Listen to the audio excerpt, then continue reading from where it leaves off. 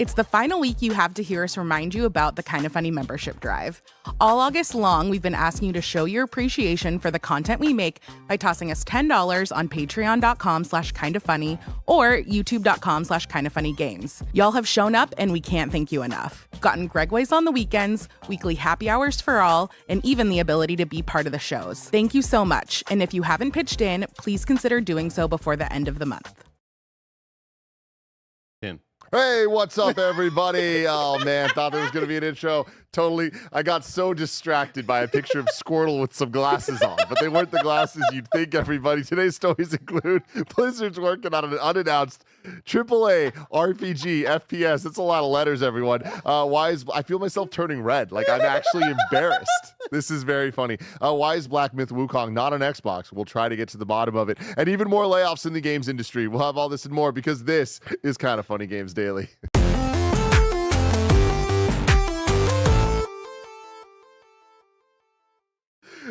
Welcome back to Kinda Funny Games Daily for Friday, August 30th, 2024. Of course, I am your host, Tim Geddes, and I'm joined by Andy Cortez. I shouldn't have said anything. I would have just been sitting there for a second and noticed how quiet it was.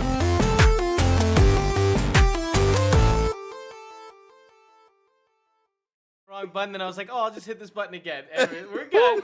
Oh my God, that was Also, Tim, just so you know, people have been here before. Don't even worry about it. It happens to the best of us. It happens to everybody, all right? Somebody find that clip of Kevin, please. Oh, yeah, that's such a good what an clip. all-timer. What an all-timer. Andy, how you doing? I'm doing great, Tim. How are you, man? Good. I'm fantastic. A little alarmed. You know what I mean? Yeah, a little yeah. shooken up, but feeling good. Yeah, it was funny though because this morning when I was prepping the Games Daily doc, as the news was coming in, it was a weird day. Because normally news stories come in, we put them on here, and we kind of have the news story. There were multiple stories today that from the beginning of the day to me actually sitting here with you to talk about, things have changed.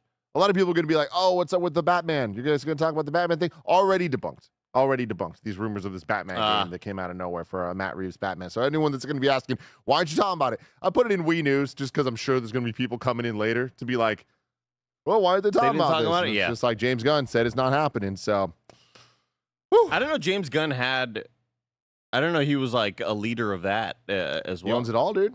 Games, Damn. movies. Yeah, it's him. He's the guy. That's DC, crazy. You, baby. It all That's begins. crazy. This is Games Daily. Each and every weekday, we run you through all the nerdy video game news that you need to know about live on YouTube, Twitch, and on podcast services around the globe. If you love what we do, support us with the Kinda Funny membership on Patreon or YouTube to get all of our shows ad-free. You can watch us record them live, and you get a daily exclusive show. For a chance to be part of the show, submit your thoughts and opinions as YouTube Super Chats as we go. Remember, we are an 11-person business all about live talk shows. After Games Daily, you're going to get a Kinda Funny GAMESCAST, a very special one. Andy's going to sit down with Nick Scarpino for him to give his thoughts on Star Wars Outlaws so far, which I'm really interested in. It seems like he's vibing with it. Yeah, I mean, well, yesterday we were supposed to do an NVIDIA-sponsored stream to show off the tech. That ended up not happening. But initially, when it was thought to happen, when we thought I was going to be the one streaming it, Nick was like, well, I kind of want to keep playing it. Yeah. I was like, wow, okay. Wow, Nick's got the itch. Yeah. For Galaxy Far, Far Away. It really is like one of those that I made a reference to this the other day, but like when the stepson calls the stepfather dad. Yeah. The stepfather was like, oh wow, like Yeah. this is exciting. Yeah, He yeah. wants to play a He game wants that to isn't play Call of it. Duty. Exactly. Very exciting. Now, speaking of that, though, after that, the stream should be Nick playing Call of Duty, unless he can't get it to work, the new Black Ops 6 beta, and then he's going to play Star Wars. So Yeah. it's this or that. But It's a gonna disaster of a week. it's You gonna just be got to stick with us, It's going to be everybody. a fun day hanging out with Nick Scarpino, everybody. I got to go. I got to go right after this. You know Yeah. why, Andy? You're playing a little video game called Astrobot. Oh, baby. Here's where we are, Chad. Yesterday, Tim was like, Andy, can you run Gamescast tomorrow with Mike and Nick to talk Call of Duty so I can run home and play Astrobot? I got you, big dog. And then Mike's flight got delayed, and Tim was like, all right, you got to run the show, Andy. You got this? I was like, yeah, bro, I got this. You go play Astrobot. I'm going to be the proud father in this case. I'm not the stepdad. I'm the dad who stepped up to him. Oh, of course. I want my son to go home and play his little robot game. I gotta play it. Gotta fucking play it. Go play your little robot game. I set you up. I came up with the topic. All you gotta do is talk about Star Wars. With Nick. Yeah, okay. I guess you're right. Everybody else is on goddamn vacation out here. Stuck with Nick. Manny Cordoba in the chat says that's an insane. Fuck! I lost what it was. God, guys, it's a fucking Friday, and I'm not doing well. Analogy, that's the word. That's the word I was looking at. Gotcha. And it really is insane, Andy, for you to bring up the stepdad thing in relation to Nick playing a game that's not Call of Duty. I'm just proud of him, It's like, oh, wow. Like, he's into something else, My little son wants to throw the old pigskin with me out back, Exactly. He's been so stuck on his Dungeons and Dragons. Oh, man. He But wants to anyway, throw I'm very the- excited. throw I'm the about to go old home. pill. I have it's Labor Day weekend. We got a Monday off. We do. I'm about to play the hell out of this Astrobot, man. We do. I cannot wait for the weekend I have ahead of me. But we're getting ahead of ourselves. I want to thank you to our Patreon producers, Carl Jacobs and Delaney Twining. Today we're brought to you by the Dragon Age Vows and Vengeance podcast, but we'll tell you all about that later. For now, let's begin with what is and forever will be the Roper Report. It's time for some news. We have 5 stories today.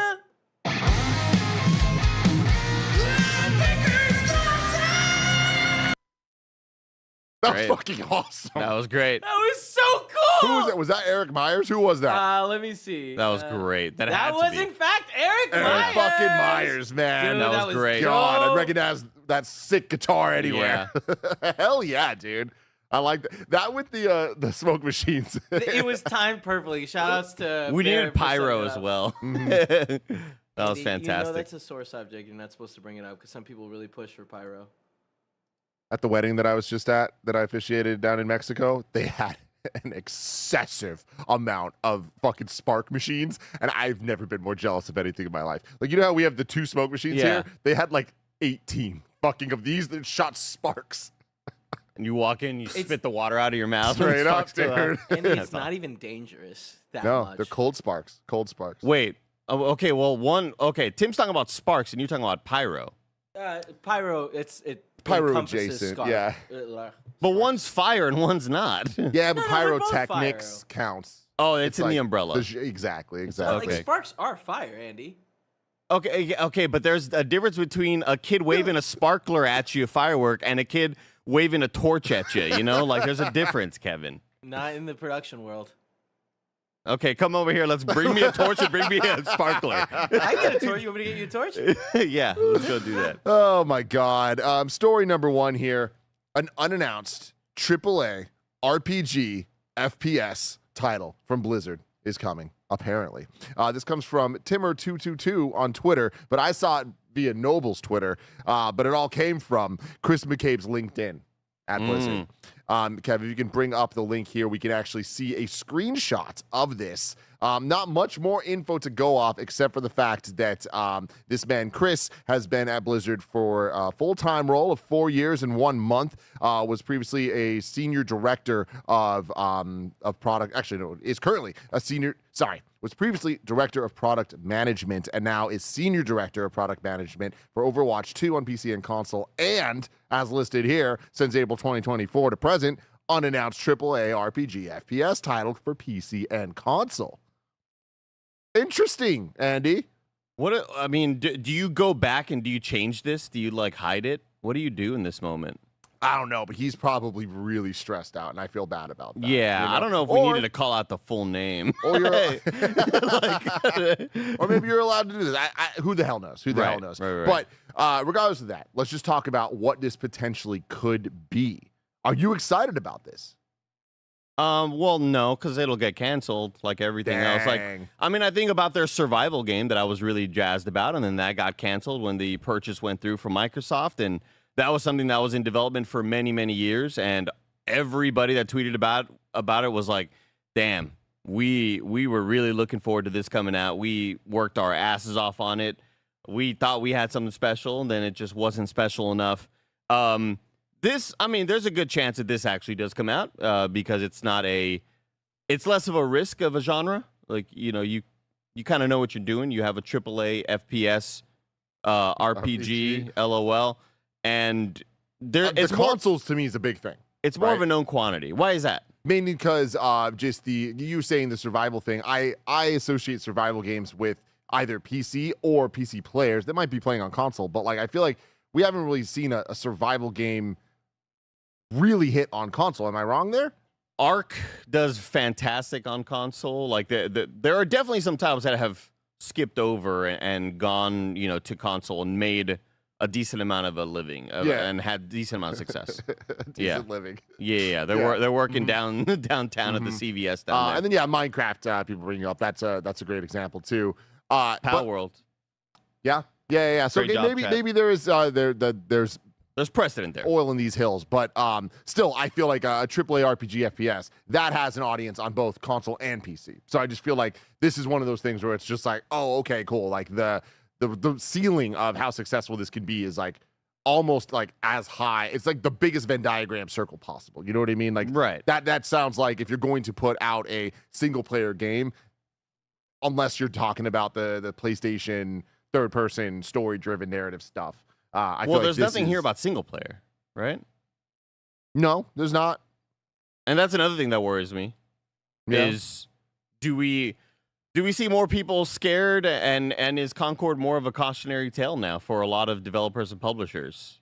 Like, there's a lot of different avenues to kind of go down here conversationally, but unless this is a single player sort of narrative driven game, but if they're going for a Destiny type shared world shooter, or if they're going for an Extraction, whatever the hell, like if it's a multiplayer thing at all, that's what worries me. Yeah. I worry about that market so much, and I just feel like you are destined to become news of your game becoming dead on arrival. You know? And that only leads into it's that self-fulfilling prophecy type shit, I don't know why I get the vibe that it's going to not be like a fully multiplayer thing, like maybe like a co-op type situation. But I feel like this to me reads more like a Outer Worlds type thing. I mean, I would love that, but I guess maybe I have a bit more hope now under the Xbox umbrella that they would want to, hey, let's use one of our most popular like publishers, developers, whatever you want to call it, and make a big single player sort of experience that can win a bunch of awards and all this stuff, and get all the great Metacritic scores and all that. But the flip side of me would be like, are they just going to chase the multiplayer thing? Do they want to go down another multiplayer bucket? I have more faith that under Xbox it would be the single player thing, and if Xbox had not purchased them, if this was still the Bobby Kotick sort of era, that this would be another multiplayer chase, and that would worry me a bit more. But if this game comes out and is multiplayer, I would not be shocked in the slightest. Yeah, you bring up. I want it to be single player. You bring up an interesting point though about like this. So April 2024 is when this guy at least got promoted. We don't know how long that this unannounced AAA game has been worked on. Like, does it predate the deal, like the buyout, or did it happen sometime during it, or is this still so very early in development that perhaps this is post acquisition? That's doubtful, but maybe. Yeah, I mean, I also, if I were to guess, it would be the post acquisition, because part of me wonders and thinks about where did that survival game team go? Mm-hmm. Did they just go, hey, go work on a Call of Duty somewhere? Go walk down a hallway and go make a gun for us. Or did they move that team towards something where they saw more of a guaranteed success? It's weird to say that. It's weird to think about it, that a single player game could maybe be more guaranteed as a success nowadays. Mm-hmm. And when I say nowadays, I mean in the last year or so, because you put out a single player game, it just feels like there's more people kind of willing to try that experience. And multiplayer games, we're coming out with a new multiplayer game, everybody. It seems like that's already met with some sort of doubt and a lot of like, that could easily quickly crash and burn, Yeah. I mean, then you look at things like Hellblade, right? Single player game that you're right. Didn't seem to really like move the needle, but I do wonder. But it would have if it was very good. That's the other side of things. Yeah, it's always. If you have a single player experience that is worthy of giving a shot, and it's got the beautiful visuals, and you have the Blizzard name behind it. Mm-hmm. And on the flip side of that, it's like, well, Hellblade put out a really good first version. Second version just didn't quite live up to it story-wise or gameplay-wise or whatever. I don't know, man. This is it's fascinating, and part of me still wonders, like, will this thing ever come out? That's still like there's two wolves in me, Tim. Mm-hmm. And one wolf is like, I want this Blizzard game to come out whenever it eventually happens. The other wolf is like, this game's going to get canceled. Yeah. Microsoft's going to say, no thanks. Actually. I mean, I do feel like we are in a very interesting time with Activision, Blizzard, Bethesda, and then Xbox of what is it going to look like and I think we're still a couple years away from really seeing what a Xbox-led suite of these teams can look like in terms of products being greenlit from inception under the Xbox leadership. Thank you, Kevin. Those are the ones I was talking about, actually. Yeah, wow, that's crazy. But moving on to story number 2, The Legend of Zelda gets a new trailer, Legend of Zelda Echoes of Wisdom. Have you seen anything about this, Andy? No, I have not. Oh, baby. I have it's not exciting. seen a dang It is thing. real exciting. It's Nintendo's in a weird place right now where they clearly don't want to just do a full-on Nintendo Direct.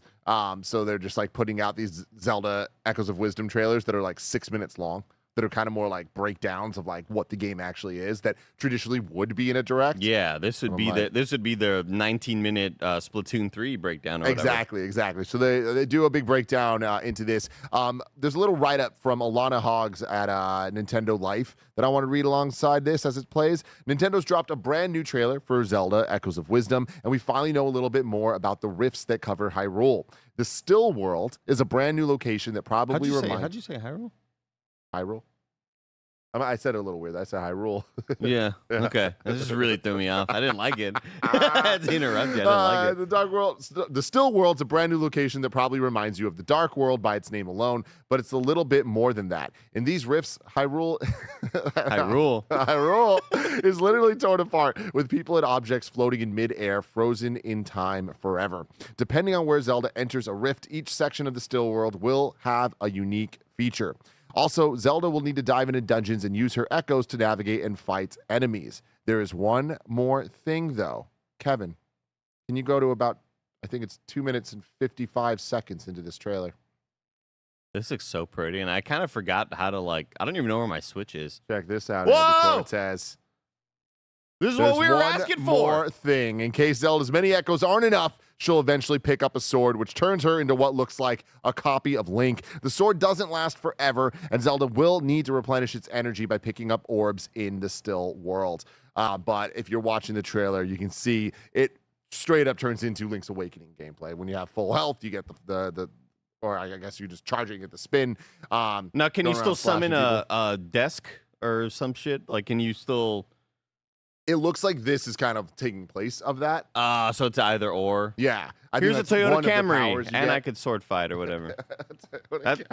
I was hoping like you could just have, it was in your suite of your arsenal. Mm-hmm. You summon a little pig to fight for you.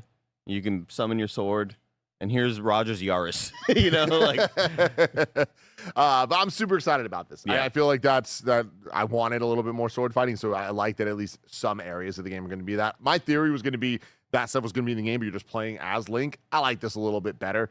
We'll see how the limited use of it actually plays out. Real quick, I love, for audio listeners, if you could pause like right here, Kevin. The shadows being casted by this little wisp behind you are just like little circles. They do not match the shapes of the things floating up there at all. And that's why I got to remember, man, I got to be back on the Switch soon. Oh, yeah. Like, you do, dude. I'm coming back to Switch. Welcome back, Andy Cortez. I hope you enjoyed your time, Andy. And that's the biggest problem I have is the game that I was most frustrated by its Switch performance was Link's Awakening. Oh, right, yeah. The amount of slowdown in it. It was that one like, little zone with all the... I mean, the whole game? The grass. Yeah, but there was always like one specific... The part with the grass. The Zelda game, yeah. All that damn grass. The grass will get you. Oh, it looks so pretty, though. It does, man. And it sounds great, too. I love that this is them being able to make their own adventure. I'm a big fan of Grezzo as a team, so... I hope that this lives up to expectations. It's definitely a departure, but and somebody brought up recently on one of the episodes of Games Daily that this reminds them of Spirit Tracks and Phantom Hourglass on the DS, where it's like it's Zelda, but it's, you know, a little bit different. I never played those. Are those like those worth it? There are also games that I never really. I played a couple hours of each, and I just I didn't really vibe with them. This seems a bit more up my alley. It seems, you know, a little more puzzle focused. This seems more official. Well, like those were official, but like, oh gosh, there was a the game. DS was just weird. Yeah, maybe it was just it was a different time for me, but this one feels like after, especially after the hype that we got with Link's Awakening remake, this is like another thing that I've been wanting for a long time. We've always wanted to play a Zelda in some shape or form that wasn't Hyrule Warriors, which always the Hyrule Warrior stuff always felt very unofficial to me. Well, yeah, that is a spin-off. They have, you know, they have lore stuff that's like really important for people who give a damn, but that's not something that I would say, hey, if you're a Zelda fan, go play that, right? Like, you're not getting the same experience. Yeah, you know what? I was totally off base calling those games unofficial, but they are to me. You know, I feel what you're saying. In the same way that when Mario Wonder came out, it felt like this was the first real 2D Mario in a long time. And I know we've had the new Super Mario Bros. And I know we had the 3DS ones or whatever, but like this one, maybe because I'm just like more games aware now. Yeah, I would walk by Best Buy and see those other Mario games on the display. I'm like, that's not a real Mario. You know what I mean? There's something weird about it. It just felt like you know, when Mario Wonder came out, all right, here we go. This is the first real big attempt at this, and I'm so stoked to see what this next attempt is from Grezzo. I want it in my hands. I want to experience it. I want to summon a bed and put it on a tree, like we just saw Zelda do right there. It looks like a freaking blast. And what looks really cool about it is it very much seems like a 2D top-down Breath of the Wild, Tears of the Kingdom style. We're going to play with physics. We're going to give you a really big toolbox of different things to do to solve puzzles. And the still world stuff, a lot of what we're seeing, or even what we're seeing right now, reminds me of Shrines. Yeah. You know, it reminds me of hey, here's these like puzzle boxes you're being put in. There's multiple ways to figure out how to get through it. Can you long bridge yourself to success? In like you did in Tears of the Kingdom, you know, like I'm sure, many beds, and I love that. I love that can also be their solution, and I love that they're not afraid of those solutions. Yeah, that's like there's such a confidence in game design prowess, you know, to just be like, yeah, you could solve this in a myriad of different ways that we think gamers will solve it, but there's also likely going to be a way that you could just cheese your way through, and sure, have fun with it that way. But you know, we don't really care. We just want you to get the job done. Andy, this looks fucking great. This looks amazing. This looks fucking great. This trailer looks better and better as we keep on watching. Man, we are so close to this. Audio listeners, like 19 days away or something. Pull over the car. Tell the kids to stop yapping in the back and watch this goddamn video. Put it up on the iPad. This looks so freaking good. We got some super chats about a whole bunch of different things. Luther Despain says, Gen V in Season 4 of The Boys in review. I mean, I think those times have passed, unfortunately. Yeah. But God, love both those shows a lot. Can't wait for them to come back. CJ Splitson says, positive Game of the Year vibes for Astro next week. Hey, man, I'm hoping every single thing that I've heard or seen about this game. Like, I saw an interview recently, or it was a printed interview, not the MinMax one, which was also amazing. Everyone should go check that out. But they were just talking about, like, the whole goal of this game was, like, we just want people to have a sense of wonder and just be like, wow, that was fun. Every single time they pick up the controller. And I'm like, that's what I'm talking about, man. Yeah. Let's go.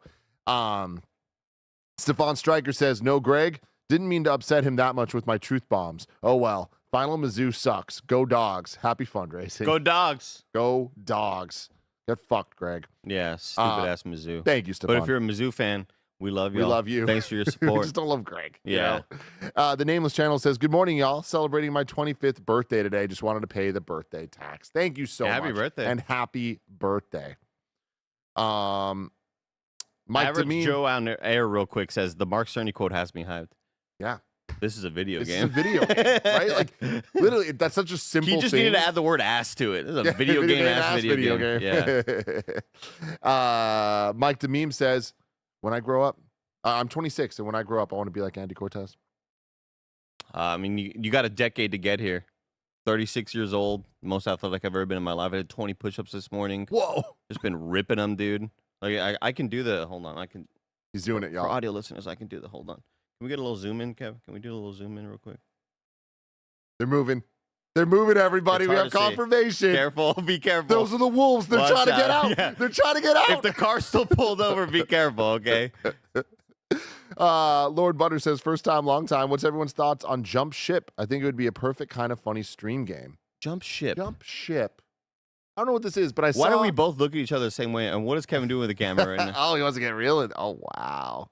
Yeah. Look at that. Look at that. They're just That's a little going. bit- That's that's crazy. a little TGIF for you right there. I saw Lawrence tweeting about an upcoming stream that he's going to do with Alana and Bruce Green that might be this, but it was like a cooperative parkour. Yeah, that's a different. That sounded sort awesome. of game. That and it's games like that I've been wanting more of, Mhm. where similar to something's not Order 66. That's from Star Wars, the racing one where you're running. It's like that. It's like you were supposed to demo it at Summer Game Fest. Oh, yeah.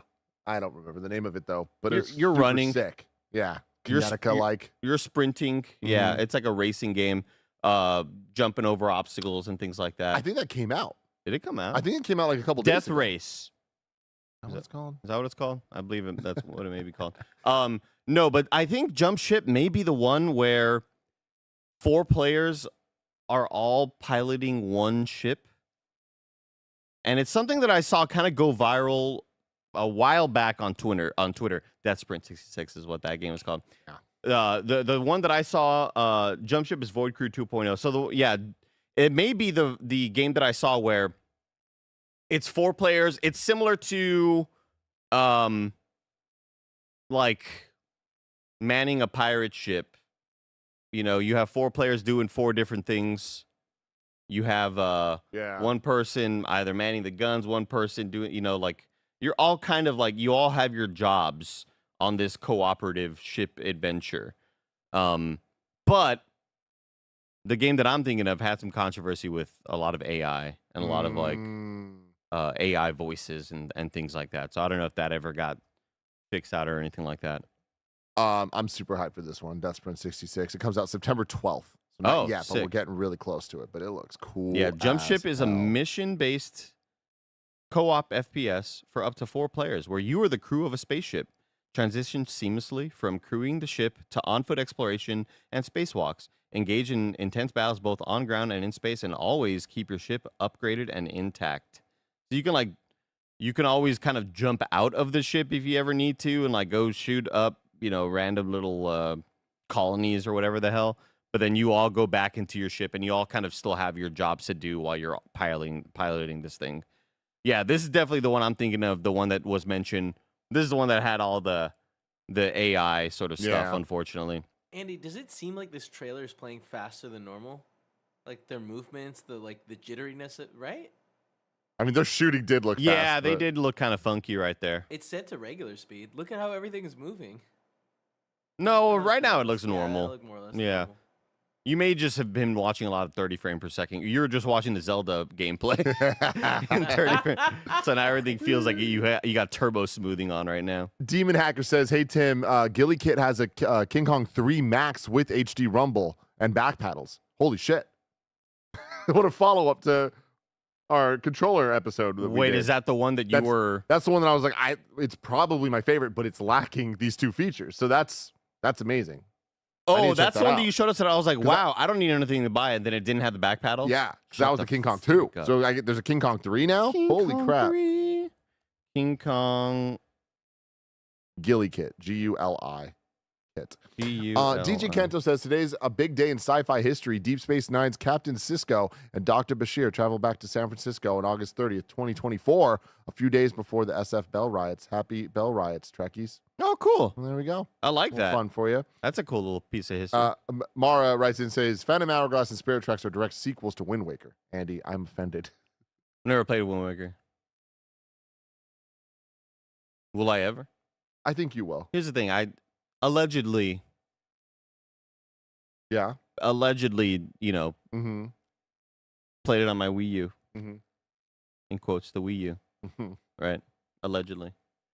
That version. And it wasn't 60 frames per second. I was like, why is this locked to 30? Is there no mod to playing Breath of the Wild at 60? Yeah. You know, I don't know. It was a weird kind of the upgraded textures and all that 4K sort of stuff, allegedly. And but it was locked to 30, which is very, very odd to me. So I don't know. Maybe there's a more recent version or something like that. There's a lot of old Zelda games that anybody who's watching my Bloodborne playthrough right now can attest that I beat this game 5 years ago, and I remember about 20% of it. Yeah, that's how it goes. I don't remember shit. And I realize that about just media in general. I love a movie in the moment. I'll remember select little core memories and things like that, but god dang, I could not tell you 80% of what happens in Mass Effect 2. And it's like one of my favorite games of all time, right? And I'm just like that with media in general. And there's so many Zelda games that I don't know shit about. I could tell you all the songs in Ocarina of Time. That's about it, you know? I remember the boss names and Bongo Bongo or whatever the fuck, you know? Or what were the two witches? The two Minerva? Twin Rova. Yeah. I was gonna say Ghidorah.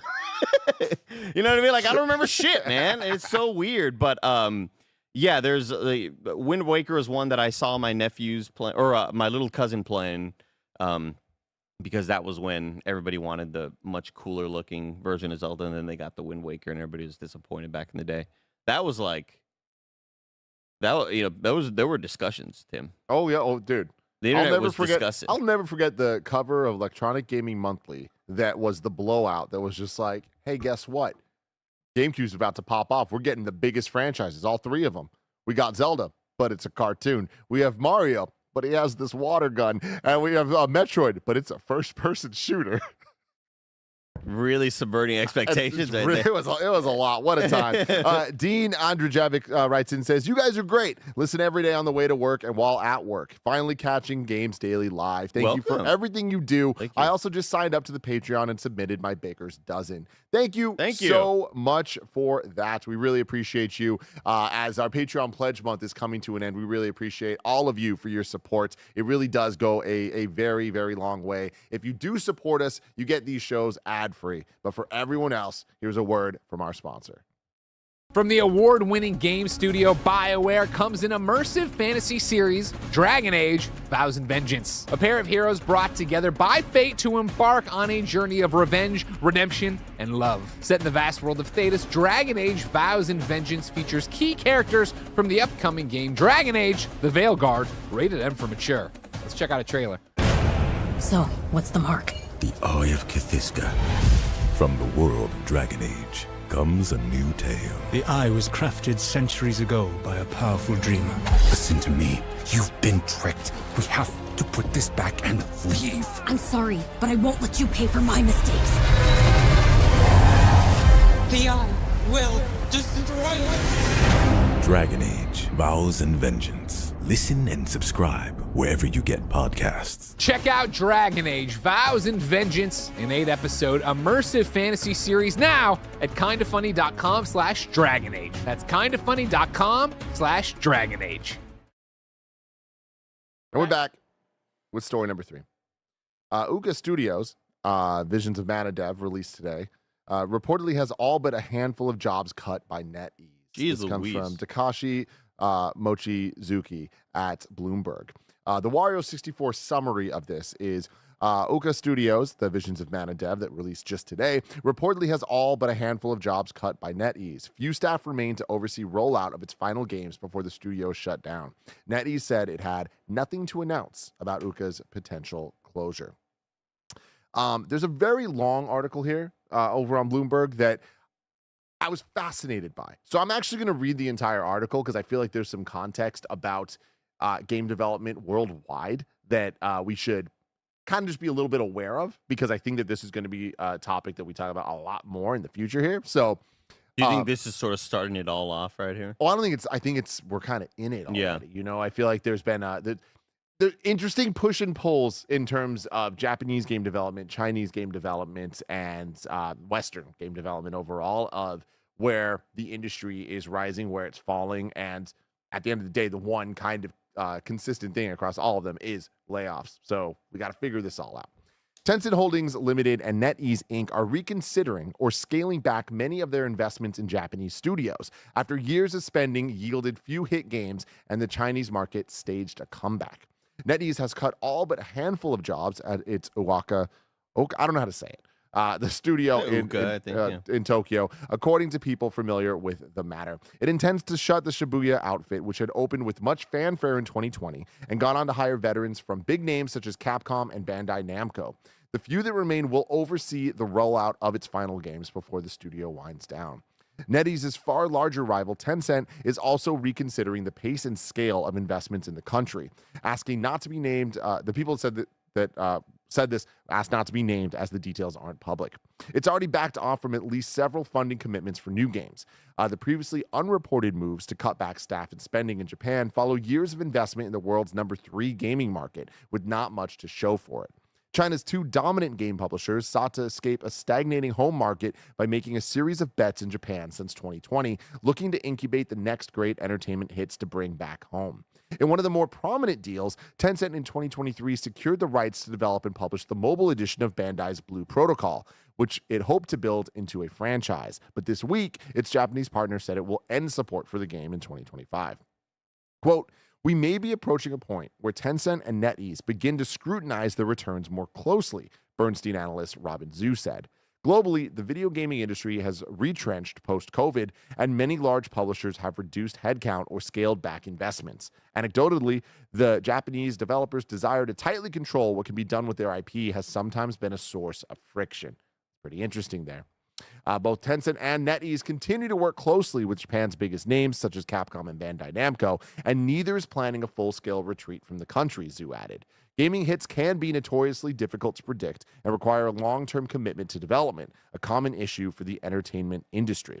Tencent said in an email statement that it remains committed to its partner studios and developing its business in Japan. NetEase said it had nothing to announce when asked about a potential closure of Ouka, and it was seeing progress at the many Japanese studios it's invested in. In supporting studios outside China, we craft our strategy based on our goal of providing better gaming experiences to local and global players, a NetEase spokesperson said. The company is thus always making necessary adjustments to reflect market conditions. Fascinating. I feel like when all of these different companies and startups and everybody and all these VPs and anybody in finance wanted to get into esports and gaming, and there was that gigantic boom, and numbers are rising, and everybody's got jobs, and if you were esports adjacent, you were employed for a couple years, right? Whether you were a shoutcaster or whether you were running events, and then a lot of those companies and a lot of these firms and stuff started seeing not a whole lot of returns for what they were investing. And then you start to see the drop-off and layoffs and no longer, Overwatch League, no longer this grandiose thing that has these big sort of events where all these people pack a stadium and all that stuff. And you start to see it all slowly dwindle. I know there's still a lot of successes out there. Don't get me wrong, but we started to see a fall off, like kind of around the industry. And it's just this kind of mirrored from the esports side of things, where they're starting to see that, when everybody wanted to be in an esports org several years ago, and it was the dream to be 100 Thieves because they had all of the financing, and it was a dream to be with, I don't know, Liquid or whatever sort of like esports org that's very personality based because they had all this like sort of funding going into it. It all starts to kind of go away once they realize, oh, we're not getting a whole lot back for what we're putting into this. And I think they're starting to see those difficulties now with trying to make a multiplayer IP. I played Blue Protocol at SGF not this past year, but the year prior. And honestly, kind of forgot about it with how many games there are, with how cluttered and we're just throwing games at our face all the time. It's hard to keep track of a lot of these. And I think we're starting to sort of see that fall off again surprisingly, with someone like Tencent and NetEase, where we look at those names and we think they'll just throw money at anything. Yeah. They got endless funds. Mm-hmm. And now we're starting to see them even be a little bit maybe Little we don't more want to be. tepid. Maybe we don't want to be bullish here. You know. And it's just so disheartening that on the day of the game's release, they're just an entire studio closure, and they have no comment on it. It's just, it's all just like pieces that they're moving around on a board, and it's just like trying to get those returns. And it's going to be interesting to see the shift, like even like reading through that of as we see the Chinese gaming market and the Chinese investment, how that's swaying and shifting the types of games being made and the expectations on what those returns are going to be, and how that could affect the Japanese game market, where they're saying here, even like the Bandai Namcos and the Capcoms, like the bigger publishers that we look at as like, oh, they got it down. Like they, especially right now, like Capcom, I feel like really turned their shit around in the last 10 years, that they are now incredibly successful. And like, we expect them to put out hits. We expect their games to be good, to sell well. And they do weird things where they'll put out new IP and those might not work, but they still commit to doing it, right? We got Exoprimal last year. We got Path of the Goddess this year. And Exoprimal seems to not have done that well, but Path of the Goddess seems to be a relative hit for a new IP, right? We still have Pragmata coming at some points. They're sorry, but like we'll get it at some point. They apologize. But I love that like they're doing all of that alongside the endless Resident Evil remakes and sequels, and then like to look at their commitment, their honestly bizarre commitment to these fighting game collections. And I only say bizarre because I can't believe it. I can't believe how much love and care they're actually putting into making sure that Capcom versus SNK, Marvel versus Capcom, that these games are going to be playable on, well, not all modern consoles, but yeah, most of them. Also, I want to correct myself. I kept saying VP, I meant VC, Venture Capitalist. Yes. Now, Tim, you kind of had a little bit of an eyebrow raise at Japan being very protective of their IP. Yeah. What do you think that was sort of alluding to? Well, I think it's just that they, as anyone does, they want control of their IP, and especially I feel a lot of the Japanese markets also have so much ties to.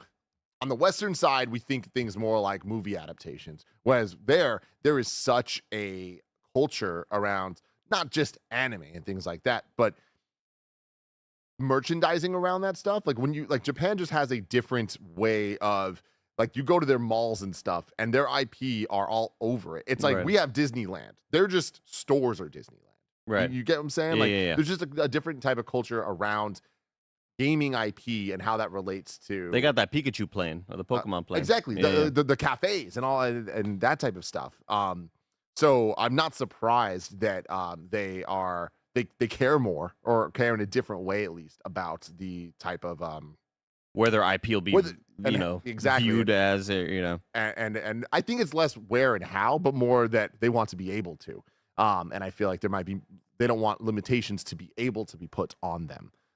That's my assumption at the very least. But yeah, I feel that. Interesting stuff. We'll have to see how this all shakes out. But yeah, man, when a lot of investment money comes from somewhere and into games, like you really got to look at it and be like, all right, why? And like, how are they going to be happy with the returns they get on this, especially in a time that gaming is clearly going through struggles when it comes to getting returns on the different products, whether it's and when we're talking about these people, there was a ton of gacha games. There was a ton of just like games that are simply made. I know all games are made to make money, but games that are made to drive mega cash from whales out there that are just going to be addicted to these. I mean, some people wouldn't even call them games, you know what I mean? But others would, and others live by it. So yeah. I don't know, man. It's a lot. Moving on to story number 4. Another weird one. Another really weird one. A lot of twists and turns with this one over the night. The real reason why Black Myth Wukong isn't on Xbox has been revealed. This comes from Derek Strickland at TweakTown. I'm just going to say this right now. I'm going to read the article, and then there's an update to the article. So strap in, y'all, because this article came out yesterday. The rumored Xbox hardware memory leak issue isn't to blame for Black Myth Wukong's absence on Xbox Series X and S consoles after all. It's Sony's fault. Black Myth Wukong isn't on Xbox Series yet because of an existing console exclusivity deal with Sony, sources have told Forbes' Paul Tassi and IGN's Kat Bailey. Game Science has apparently signed a private deal that calls for Black Myth Wukong staying exclusive to PlayStation 5. The exact terms of the deal are unknown, as is usually the case with partnerships of this nature. Quote, a source with knowledge of the situation has told me that Black Myth Wukong is not currently on Xbox because of an exclusivity deal and is not delayed because of any sort of technical issue. This is from Paul Tassi on Twitter. From the start, the statements from Game Science and Microsoft conflicted with each other, with Game Science citing optimization, while Microsoft cited deals with other platform holders. The report has since been corroborated by IGN's news director, Kat Bailey. Neither Game Science nor Sony have discussed these details publicly. Black Myth Wukong remains one of the best-selling games of all time and one of the fastest new titles in recent memory. Is that right? Best-selling games of all time? I mean, it's one of the fastest-selling games, but I don't know. Yeah, I don't think so. I mean, I guess one of the best. If you sell over 10 million, like you're in a... Yeah. What would that be? Top 100? Interesting stuff. You're wrong us on that. Yeah. But Wukong has sold 10 million copies within 3 days of release, including pre-orders, tying it with mega hits like Tears of the Kingdom and Pokemon Scarlet and Violet. But here's where things get very twisty, Andy and listeners at home. Here's the twist. We got an update. Sources have told insider Shapeshal Nick that Black Myth Wukong did not have timed exclusivity on PlayStation. I heard there was a misunderstanding around this stuff. I heard Sony only paid to help get the port done. No exclusivity, he said on Twitter. And then Giant Bomb's Jeff Grubb also chimed in, saying that sources told him that Sony has no money marketing deal keeping the game off Xbox. It's possible that Sony indeed helped accelerate the game's development on PlayStation 5 without an exclusivity deal. However, these are usually things that come with said deals. Final Fantasy XVI, for example, benefited from close access to Sony's tech teams as part of the game's exclusivity deal on PlayStation 5. In an official statement published in a pre-order FAQ on June 8th, Black Myth Wukong developer Game Science said, I heard there was a misunderstanding. Wait. That's not right. Sorry. Said that it's still working on Xbox X and S versions and plans to release it when it meets our quality standards. So this is all interesting. What it comes down to is 4 names that I trust being talked about in this article. Jeff Grubb, Kat Bailey, Paul Tassi, and Shapeshal Nick. Shapeshal Nick's the one I know the least, but when we get reports or information from them, tends to turn out to be true. All of them saying they heard from sources. We don't know what these sources are, and at the end of the day, their source, who knows? You know what I'm saying? But we don't know who the source is. Yeah. What I find interesting about this is, what is the story? You know? And I also think it's interesting, the reason I wanted to go through all this is even just the kind of confirmation that, while seemingly obvious, it's nice to actually know that things like Final Fantasy XVI, when there is marketing deals, when there is like confirmed exclusivity, cash deals, and all that stuff, that they do get access to Sony, that there is tech involved, and there is kind of a Sony themselves are helping with the process of development, which, again, not a shock, but is interesting to kind of get confirmation of. Yeah, we'll help get it out faster if you give us a little bit of give us a little reward. Scratch our back, you'll scratch ours. And reading with this as well, or reading through this, both sides. I just told him to scratch our back twice. Yeah. I meant we'll scratch your back. You gotta itch your back. Yeah. I also think that it's interesting here that there is the potential that Sony, they didn't pay for exclusivity, but they did help to get it out sooner on PlayStation, which is also very interesting. Right? In the state that we're in currently, like, you got to imagine Game Science would want to put Black Myth out on Xbox day and day. Of course. Right? As soon as possible for a game this successful. Why would you not want it to be even more successful, right? Do you have any takeaways from this? Like this is just, it's a little bizarre, right? Well, I mean, I think most of the conversation stems from the console war stuff of Xbox, you still don't have this game, and Xbox wondering where the heck is it? And then Xbox hardcore fans saying, "Look, it's because Sony paid for a freaking exclusive deal," and then that ended up not being true, right? I think like a lot of it. I wonder if a lot of the early sort of accusations of, hey, it's an issue with the Series S. That was like a lot of the stories that were initially happening. Because that's what they're talking about at the beginning of this, of saying people are thinking because of the memory leak issue, which is a Series S situation. But also, like, we know a lot of other developers don't exactly love developing for the Series S and having to kind of also account for that lower, for the less powerful piece of hardware. I don't know. I feel like if there wasn't as much conjecture as there was online, this would kind of just be a nothing burger. and we would just be looking at that game and wondering, that'll come to Xbox soon. And that's usually kind of all you hear about it. But it becomes kind of more than it is whenever you start to have a lot of different voices chiming in, and trustworthy voices, right? Like people that we usually, when they have something to say, we usually believe them and go, okay, what do you have to say right here? I think it's a kind of an odd story that kind of became more than it needed to be because a lot of it stemmed from the console war side of things. Yeah. I mean, so you're right there. And obviously, I don't want to get into the drama of it all. I do just think it's very fascinating that Xbox is allowing itself to be in this position that they're losing out on these games, no matter what the reason is, whether it's exclusivity deals or if it is the Series S thing, that's a pretty major problem. I mean, we already know. I was joking about it I was joking about it, but it's a real thing in the last story talking about Capcom. Like, they're not getting Marvel vs. Capcom collection. Yeah. Like, that's crazy. That's just a collection of old games, and they're missing out on that. And there was an excitement around that game. Like, it's not going to set the world on fire. That's not a Series S thing, though, right? No, but I mean, it is still it's Xbox because of its system and its hardware is missing out on games. That's not great when that's just one of the facets when we are talking about all of the different issues of Xbox gaming, right? Right. And then we saw last year with having those sort of the very, very weird and in the moment news breaking things that are happening on Twitter regarding Baldur's Gate 3 and being like, where the hell's Baldur's Gate 3 at? Yeah. And then Baldur's Gate CEO like, hey, I'm going to talk to Phil Spencer today. We're going to see if we can get this fixed, right? Because, Xbox wants you to release both. They want you to have one SKU for both of the systems. And I think that we're going to start to see that get budged and moved more and more over time, which is unfortunate for the Series S owners who buy this lower piece of hardware because it's cheaper and assume I can just kind of get this whole library and I can just get whatever game I want, just like I would for the more expensive one, except it's going to be less powered, and I'm okay with that. I think we're going to start to see that divide happen more and more. And with future pieces of hardware, does that thing just kind of get left away?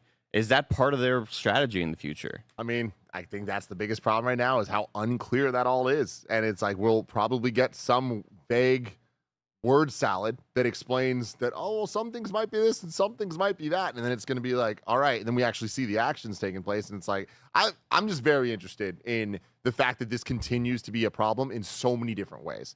And the fact that there's this new story with separate people saying different things with sources. I wonder who those sources are and what they're saying and what their truth is. Are all these sources coming from a source of truth and it's just perspective? Because I don't know. It's just very, very weird to me that this is all playing out this way. Street Shadow writes in with a super chat saying, just saying, you really think Sony wouldn't help promote the biggest game of the year if they had a deal? Sony helping devs is not new. They have credits in Final Fantasy 14, Alan Wake, etc. This story is weird. Yeah, I mean, if there was an exclusivity deal, they would go hard on marketing it because that's part of the deal and part of the whole allure of having exclusivity like that. And I saw someone on Twitter, I think it was Daniel them Ahmad. not being at the China exactly China Go, or what was it called? China one of the big gaming conventions in China, and PlayStation had a big old booth and it was not promoting it. And it's like it's all that stuff that's just like something's weird about this. On the other side, Ultra BMW says, well, I've done it, Andy. I got a gaming PC with an NVIDIA 4090. I'll be here tomorrow. I'm kind of nervous, y'all. Woo! There we go. That's exciting. Fun stuff. Strap in. Startup. First off, get Alan Wake 2. Just walk around at full settings. Then do Cyberpunk 2077 full path tracing. And then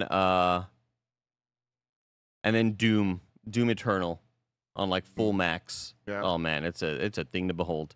Now make sure you have a good monitor that can get you all the frames though. Frames win games. Big step. It's a big step. Visual there. triangle. I have another suggestion that's not quite ready for you yet, but hopefully soon you'll be able to do this. Allegedly, of course. Story number 5. Banjo-Kazooie N64 has been decompiled, opening the door for PC ports. This comes from Chris Scullion at VGC. This is a very, very, very fascinating thing to me. Perhaps the most fascinating thing in the world. The amount of rabbit holes I go down, Andy, of just looking at people decompiling N64 games and building up PC ports, adding ray tracing and all this shit. Whew, what a time. It's a great time, but then you know, Chris Scullion, maybe you just tweet this out and leave the article private. We don't need But there's a lot of things here that it's all legal. It's all legal. All perfectly legal. I'm still scared about it, though. Banjo-Kazooie is the latest N64 game to be decompiled, making PC ports of the game possible. As spotted by Twitter user Bring Back Banjo-K. He has one mission. He's fucking on it, dude. A fan-made decompilation project for the game has now hit 100% completion. Decompilation involves reverse engineering the code of individual Nintendo 64 games and turning them into C code, which can then be compiled into playable PC versions. Modders can also use this decompiled code to add improvements to the game while recompiling them, such as the ability to turn on improved frame rates, ultra-wide support, 4K resolutions, and ray tracing. Should a PC port become available, players will have to provide their own legally sourced N64 ROM of Banjo-Kazooie to run it. The software takes assets from the ROM, like character models, audio, and texture, combines them with the decompiled code to create a native PC version. The belief is that this helps shield the project somewhat from legal ramifications. Reverse engineering projects like this are technically made legal because the developers involved do not use any leaked content or copyrighted assets. In May, a tool called N64 Recompiled was released, which automatically recompiles N64 binaries into C code in a fraction of the time it takes full decompilation projects. However, its creator, Nerol, points out that the automated process isn't perfect, and the recomps usually require manual fixes for modern hardware speeds being way faster than expected, meaning full user-led recompilations are generally more accurate. Previous decompilation projects have led to PC ports of Legend of Zelda Ocarina of Time and Legend of Zelda Majora's Mask. And of course, there was also the Mario 64 one that came out a couple years ago that has just been very exciting to follow as we see them make that game look like the original concept art did, with those like awesome 3D imaging looks at Mario and Bowser and all that stuff. I love this shit, I do man. remember this. Yeah, now I remember this whole decompilation project, which is, yeah, again, kind of, it's their way of saying, hey, these aren't stolen assets. You have to have the legal copy. You have, like, that's the only way that you could do this. I remember that happening. Yeah, they mentioned that in May, right? That N64 Recompiled was released. But what's interesting about this, though, I was reading into this last night, and again, I have been going real deep into the projects that are further along. Just because Banjo is 100% decompiled now, it now is in the hands of people to actually create all these updates and versions. It's not just like, oh, now it runs on PC. So this is just a step closer to Banjo, to somebody now being able to take this and turn it into a worthwhile project.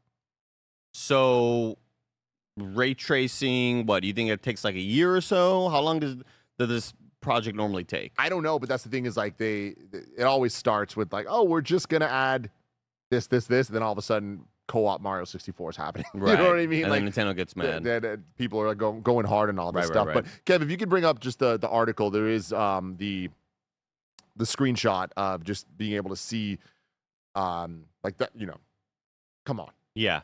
Get an Ocarina at a time there in like super ultra wide, like You're sort of unlocking its full ability. it's very, very cool stuff. In other modding news, Bloodborne is just quickly getting development on its PC port, on its PC, like, the crack or whatever. They are like, from last week, Tim, there was in the morning, hey, we can now run around Yarnum. It crashes. It looks like shit. It's running at 12 frames per second. 12 hours later, they had it at 120 frames per second. No way. Now they're still experiencing a lot of just weird kind of textures and bugs, and enemies will start attacking you and they just look weird as shit, and like nothing looks right yet. But the quickness to which this thing is like getting ready to rock is really, really stunning. Like they are fast tracking this shit. I gotta assume I would put like maybe a 4 to 6 month time frame on it, that like it'll be fully ready to rock on this like unlocked PC port or whatever. Not PC port, because a port is illegal. yeah, exactly. We're going a little long on this, but I do have a question that I've been meaning to ask you. Yeah, hit me up. 120 frames per second on these games. Yeah. Right? I haven't actually done it yet because I don't need to get into details, but like connecting my PlayStation to my receiver to the TV doesn't allow for it. You have to connect it directly. It's a whole fucking thing. I have a new receiver now, so I should be able to do this, but I just haven't played a game that has 120. 30 to 60, I totally feel the difference. I'm like, oh shit, okay. I have found that 40 FPS kind of middle ground where you get the ray tracing, but you get 40. 40 seems like that's my sweet spot. Of Yeah. like I'd prefer that mode over anything. Have you played a game with 120, and do you notice the difference between 60 and 120 in a way that you're like, oh fuck, that's actually better? I see the smoothness, but it really only I can really only feel the difference when I'm playing a first person shooter. When I'm like if I sometimes Windows will be Windows and your display settings will just reset and suddenly your monitor isn't outputting the right hertz or whatever. So your monitor's at 60 hertz, but you hop into a game, you're like, it says I have full frame rate. It says I have 220 frames in Valorant right now, but something feels really, really off. And I'll check the monitor and be like, oh shit, it's doing 60 hertz right now. A shooter is mainly an FPS or a third person shooter is really where I feel the difference. I'm not sure if I could easily snipe out the difference between if I'm playing like a Souls game or whatever. But a first-person shooter, you definitely feel like, wow, there's like a lot of input lag here, and a lot of it is like because of that the extra frames and the extra response time. You notice a bit of a delay in your movement and how everything feels. It feels sluggish. Yeah. It feels like something's like broken on your PC. But is there a big difference? I would say, yeah. Yeah? Yeah. Big difference. Huge. Well, if I want to know about some smaller things, Andy, where would I look? You go to our last story, the Wii News channel, where we cover all the small news items you need to know about. This section I kind of just used for like things I just want to look at with you. There's some new Nevis screenshots. Never. And it just looks so goddamn good. Okay, if we could pull this up real quick. Look at this game. It's beautiful. What a stunner. That is freaking I have such beautiful. high hopes for this, man. Loved the demo, and I just looking at this, it's doing something to me. Easiest contender. Yeah. This will be in our top 10. I think so. I'm going to predict right now, when the end of the year hits, because it's such a game that has enough interest from everybody, the most amount of people will play it, and all those people will like it. It's going to be number 4 on our Game of the Year list. I like what you're playing with the averaging of just thinking, because it's a numbers game, but 4 is high. I don't know. I just think the most amount of us are going to play it. Yeah. There's like all of the other games. Pretty split. Dude, like the average of Kinda Funny employees playing all the other games, I would say is like maybe 1.3. Yeah. There's so many different games that only 1 or 2 people have played. And our list is going to be a mess. And then Mike is only going to play, he may have played all 10 of his games is what I'll say. And nobody else will have played them. But what I love about it is that I think that everyone has at least a game, maybe more games, that only like 1 or 2 or 3 people here have played. They're going to fucking rock for. Oh, yeah. So it's going to be a really interesting top 5. Never that number 4. We'll see. I'm hopeful. Something about. Something to think about, everybody. Another little thing, the Nintendo Switch Lite Hyrule Edition. Hyrule. What did I say? Hyrule Edition is coming on September 26th. The gold-colored Switch Lite, inspired by Zelda, comes with a 12-month Nintendo Switch Online expansion pack individual membership. Emio, the Smiling Man Famicom Detective Club, is out today on Switch. Nintendo confirmed that Pauline's officially playable in Super Mario Party Jamboree. Since her appearance in Mario Odyssey, Nintendo's more or less officially added her to the fold of Mario spin-offs. There was a little trailer of this as well, seeing her in Mario Party. And I mainly wanted to add this because she's in the squad now. She's in the squad. That's great. Pretty cool. But also, I forgot about this game. Oh, yeah. Wait, when is that? October. Oh, wow. Like, we still have this year. That's great for us. That's really great for us. The Forever Winter launches in PC Early Access on September 24th. Cartrider Drift shutting down in February 2025. And like I was saying earlier, the Batman game in Matt Reeves' universe is debunked. People were rumoring that today, but James Gunn on Threads, not Twitter, Threads, said, sadly, there's no truth to this whatsoever. And then the last thing... Don't say sadly. It could be James Gunn. You could do this. You could. He's going like, sadly, it's out of my control. There's no truth. It's like, okay, well, now think about it. Yeah, I mean, I trust in Gunn. Trust in the gun. Trust in the gun. But the last thing I wanted to end with is Astrobot got a launch trailer. Kev, can we cut the music? I actually just want to watch this thing. I haven't seen it yet, and I thought it might be a little joy before I'm about to go head home and play this goddamn thing. To watch this with you, Andy, and see what they got for us in this launch trailer for Astrobot.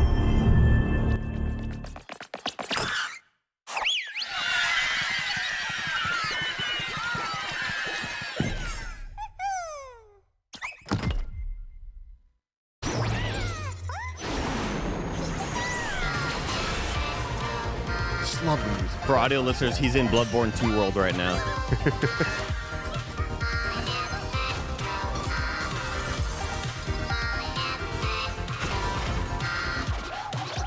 I can feel the vibration in my hands right now. God, I just love it. I love everything about this. Except the design. Nothing like a good cannon. Yeah. With a 3D platformer. He's a mouse. Little mini mouse. Was that like a nod to the VR game of the little tiny mouse man? I doubt it, but maybe. What was that called? Moss. Moss. I was gonna say olive. God, the Mario Galaxy vibes are just off the freaking charts. Yeah, man. yeah. It's our long box. Oh, look at all those PlayStation characters helping you.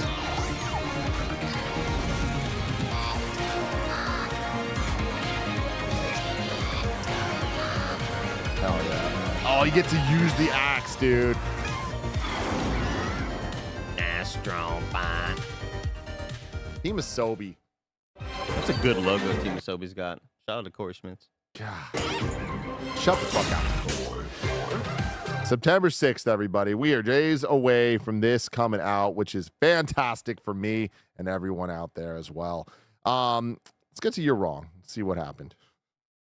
It's impossible we fucked up today, Andy. We started off so strong. So strong.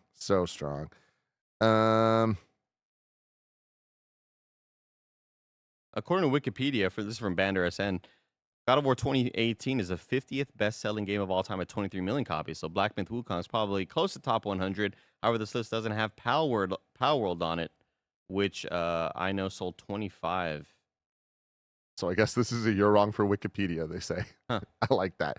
Yeah, I mean, that is interesting. I wonder what the top 100 best-selling game of all time sold. We should look into this for a future thing. Maybe that's a GamesCast episode. Just going through the top 100. That'll be one for me and Nick. We could do that next. No. I don't want to hear Nick's thoughts on any of that shit. God. But speaking of that, right after this is going to be Nick and Andy hanging out, talking all about Star Wars Outlaws and whatever the hell else Nick wants to talk about. And then they're going to play some games. It's going to be a great way to wrap up this beautiful week here at Kinda Funny. If you're watching on Twitch, you can just stay right where you are. If you're watching on YouTube, you're going to have to jump over to the new link. But I love you all. Thank you for having a good time with us, being patient with us during this tumultuous day. It was a show today. I'm going to play some Astrobot. Fuck yeah. Bye. Bye.